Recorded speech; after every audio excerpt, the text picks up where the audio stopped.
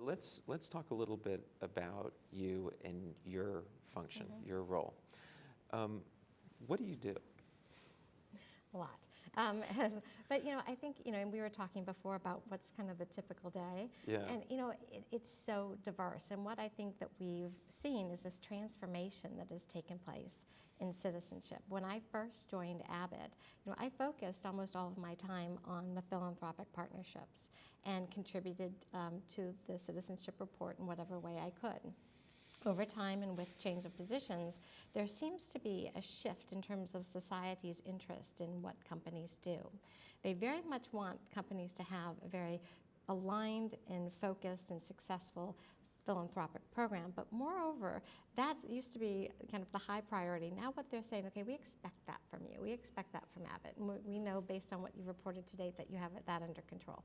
We're going to dig a little bit deeper, and we want to see more in terms of your reporting. How do you manage the day-to-day business? So as an organization, we have this mutual job of really driving forward these great philanthropic initiatives that are transforming, going from just writing checks to really engaging every aspect of the business. I mean, we pull more from our scientists into our programs than we ever have before, from the business than we ever have before. And then on the other side of our day-to-day work, we've got the reporting.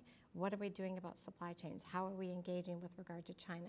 Who wants a report now? We've published citizenship reports in China, Italy, the UK, Ireland, Vietnam. We're getting to publish a report on, in India this year for the first time. There's a great need to tell a global story and a local story. The stat that really is amazing to me is $750 million in what you call social investing, Yes. kind of reflecting that change in philosophy that you had away from philanthropy to investing. And that number includes patient assistance program, it includes grants, but I'll tell you what goes unmeasured and unquantified, and that is the contribution of our experts and the expertise. Because one of the things that we're really starting to see in our conversations with NGOs and the business is it goes beyond just writing the check. It goes beyond, really leveraging this core business expertise that I spoke about earlier in terms of solving problems in society. And one of the things that, I look at is, in particular, our scientists, our nutrition scientists that have been really driving some incredible work in places like China and also in places like Haiti. And then you've got our pharma scientists. We've got an executive committee on neglected diseases. It's led by one of our most senior scientists at Abbott, Dale Kemp, who was one of the, played a role in inventing our HIV/AIDS medicines. He's taking that expertise and figuring out ways to partner with organizations to have sustainable partnerships for neglected diseases and finding new medicines and new treatments that really haven't been identified or founded in some 10 years. Do you find that the things that you do in terms of the social investing end up having a business benefit? Oh, absolutely. Yeah. I think that's the continuum we're on. Before it was go help organizations in the community do good things. And then it says, oh, well, we can do more. We can add some products and we can add some expertise and make a little more progress. Now we're seeing organizations like CARE International, Helene Gayle is driving, significant change in this regard, because NGOs are seeing that they don't want to be dependent on just the financial gifts. They need more. They need access to these processes that have made businesses so strong and successful for so long. They need those for their own organizations, and we are willing partners. I say this all the time, but Helene Gayle, when she was in Chicago not too long ago, said it perfectly. She said, we used to give away fish, then we taught people how to fish. Now we are revolutionizing the fishing industry. And that, I think, really points to success. How do you manage the stakeholder environment in terms of engaging with not just the opportunities but the threats? The challenges, and Yeah. I think that is incumbent on all business today. It's no longer can you write a citizenship report that just tells all the positives. You really need to be transparent about what the challenges are. The expectations by all of these stakeholders in society is that you get credit for trying. You get credit for going forth, engaging. And you know what? Sometimes it doesn't work out in terms of you're not going to agree, but you can make progress. Other times, this engagement leads to real collaboration. So it's something that you just have to be committed to for the long haul. But what would you call that skill set? Is that diplomacy that you have to have, or is it better empathy skills, or how, if you were writing the job description about dealing not just with the opportunities but the challenges, what is that skill you need to have to deal with it? Well, thick-skinned. No, but I think it's about willing to not have to have constant victories every day, or nothing is guaranteed. It's about really engaging for the long haul. We need to make a distinction between humanitarian assistance and development investment.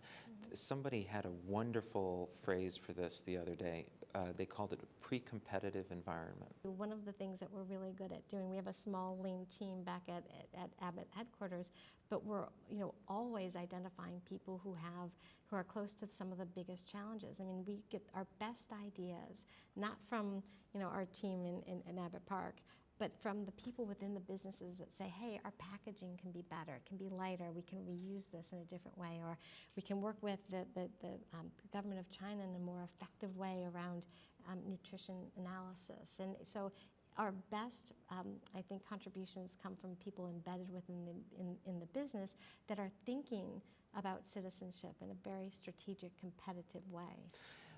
I'd love to get your thoughts right now about what you think about the state of, quote, CSR. Yeah, I think we're just on a major shift. It was interesting. It struck me. I was watching after the BP crisis in the Gulf. I was watching a convening of a number of people, CSR experts, all from different stakeholder groups, talking about, is CSR dead? And about 10 seconds into the conversation, I could tell that not very many people had the same definition of CSR. Right. And so it really complicated their conversation. I think where we're going right now, and I'm hopeful, is that where the work that you all are doing at BCLC and Aman and others is driving towards this kind of standard expectation about what CSR is and what it's not, or where it's going, or what this 2.0 looks like, so that there is continuity and that we can continue to make progress in terms of delivering against expectations of society and also advancing an understanding of the contributions that business makes to society. It's not just what's the social responsibility of a business to X or Y, it's how do I manage the relationship of business to other key social interests. I came from government into business. I was working, at a branch of the State Department in terms of, looking at, democratic institution building as my first job, and then I went over to the White House and did some stuff. But then, when I came to business, I thought, boy, Michael Porter's right. When businesses act as businesses, they make greater contributions to society than they could if they're just writing checks as a philanthropy.